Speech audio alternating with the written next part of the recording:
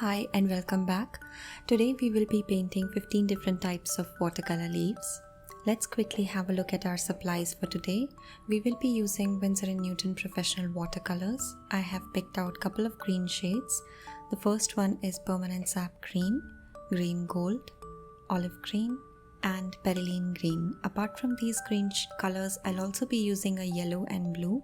I'm using cadmium free yellow and smalt just to create my own unique green mixes with these two. Next up, we have our brushes. You can use any round brush that you have. Here are a couple of examples of brushes.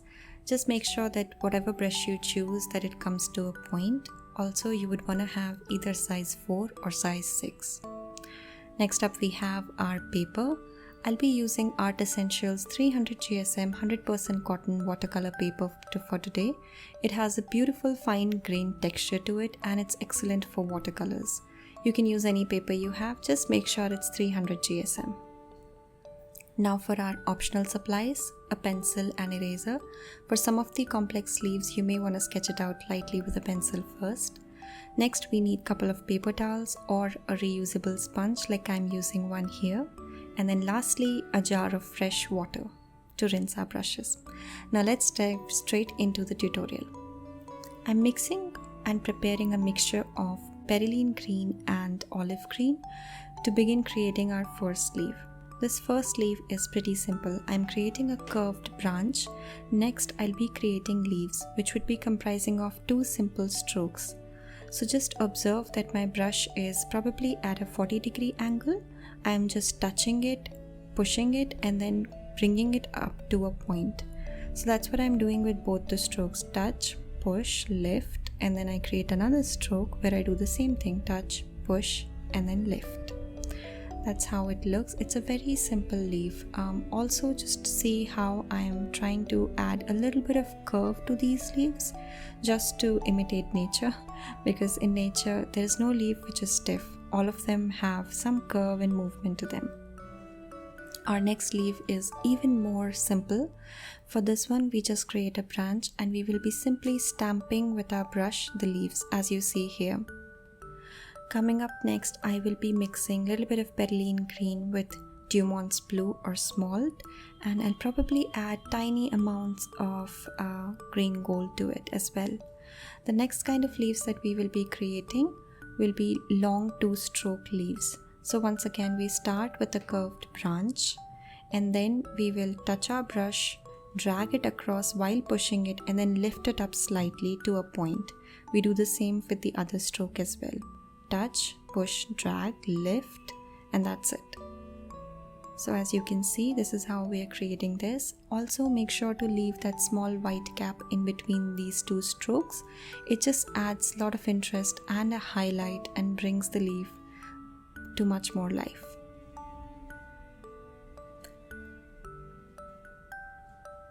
For our next leaf, I am adding a little bit of green gold to already mixed olive green and perylene green.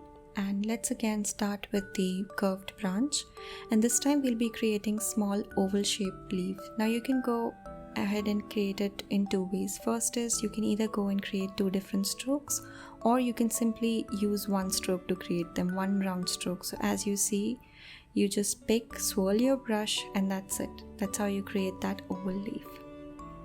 Next up, we will be creating another simple leaf, which is very simple and great to be used as fillers. So just begin again by creating this branch and then make V's. So on every arm of V, you will create 1 leaf like so. I'm just using the tip of my brush to create that because these leaves are so tiny and delicate. We don't use much of the belly of the brush, just the tip, and that's enough. Next, we will be creating our last simple leaf, and then we'll be moving on to our more complex leaves. This is very simple to palm leaves. You simply want to create a curved branch, and then we will be painting our leaves in V shapes. Since it's a single stroke leaf, you just need 1 single stroke to create the leaves. That is, you touch, push, and then come up. Again, touch, push, come up to a point. That's it for our simple leaves. Now let's move on to our more complex leaves.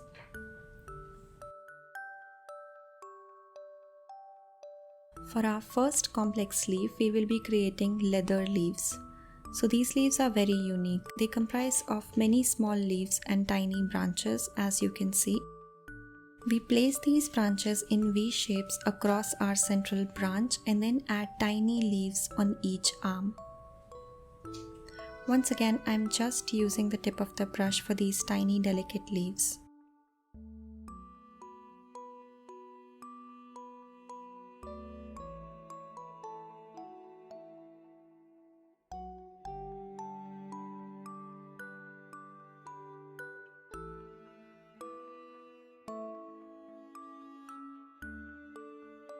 These are also known as fern leaves, and once again they are great to be used as filler leaves in bouquets.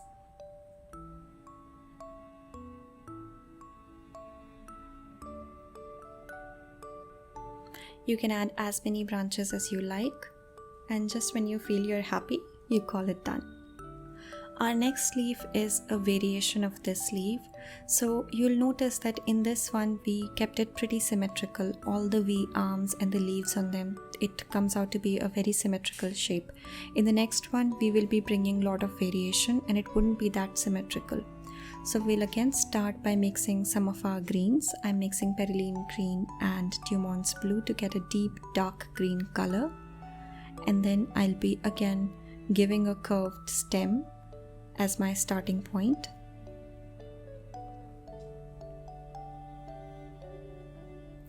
Now I'll just be drawing random branches across the central stem.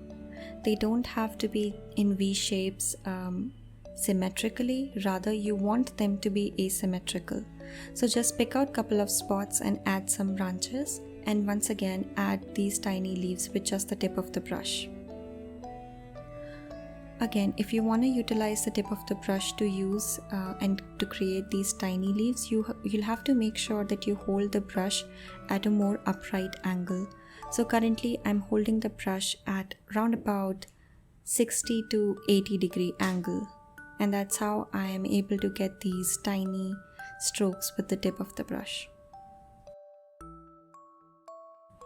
Once again, when you are happy, that's when you call it done. There is no right or wrong with this leaf. Just make sure that you add enough branches and small tiny leaves to it. You can also add nice flowy branches like I just added the one right here. There are absolutely no rules to it. Just have fun.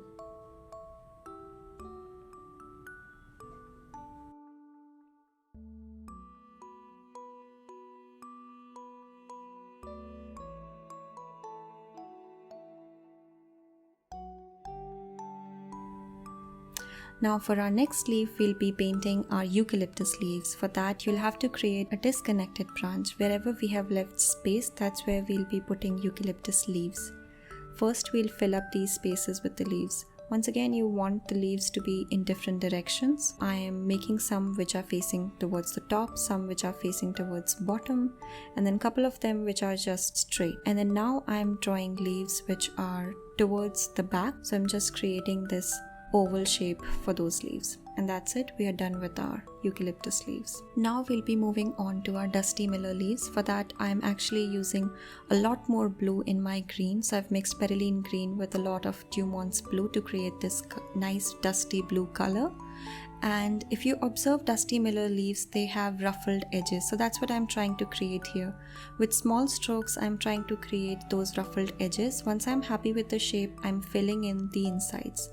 We will be painting it again. So just observe. We begin by creating a curved central branch, and then we add a lot of small strokes of different width and sizes just to give it a ruffled look, and we'll do that till the very end. Once you're happy with the overall shape, you can go and fill in the central part with more color, and make sure to leave some white space in between the center as well, because that again adds so much highlight to the leaf. So we are done with this. Next up, we will be painting cilantro leaves. For that, you want to have really thin branches. That's what I'm doing, thin flowy branches. And then these cilantro leaves are composed of very small quick strokes. So make sure that you do quick strokes almost like a spade shape, jack of spades. I'm doing a reference to cards. So you want it to be in the shape of a spade, and just quick strokes to create these cilantro leaves. Feel free to drop in different shades of green once you've completed with your leaves and they are still wet. Again, that it adds a lot of depth and variety.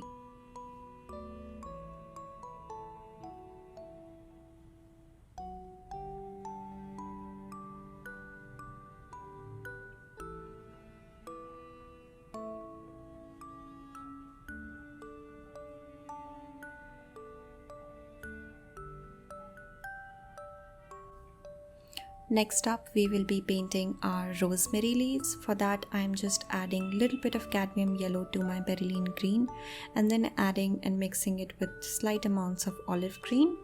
So for rosemary leaves, you would want to have a lot of variation in the leaf color. So maybe you can choose to do some leaves with one color and then other leaves with other color.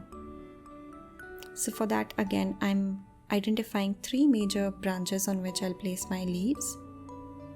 And then I'm just going ahead with one color and placing my leaves across it.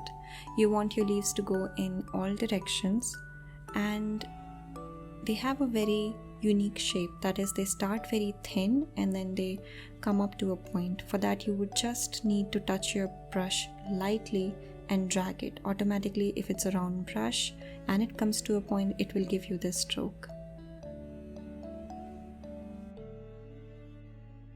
Now comes our fern leaf. This is a Boston fern leaf. So I'm giving it a nice central stem, and then we'll be adding leaves across this stem. So I'm just using quick, swift brush strokes. Nothing too specific or particular, just quick brush strokes, and that's how you'll create these leaves.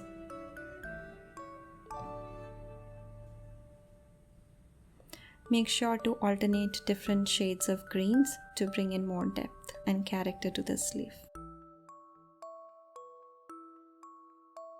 Now let's paint our palm leaves. It's very similar to one of the leaves we painted initially. For palm leaves, the overall shape matters a lot. So first we start with a central stem, and then we start placing our leaves alongside it. All of the leaves, make sure, are facing towards and slanted upward direction. That's what gives it that unique palm shape.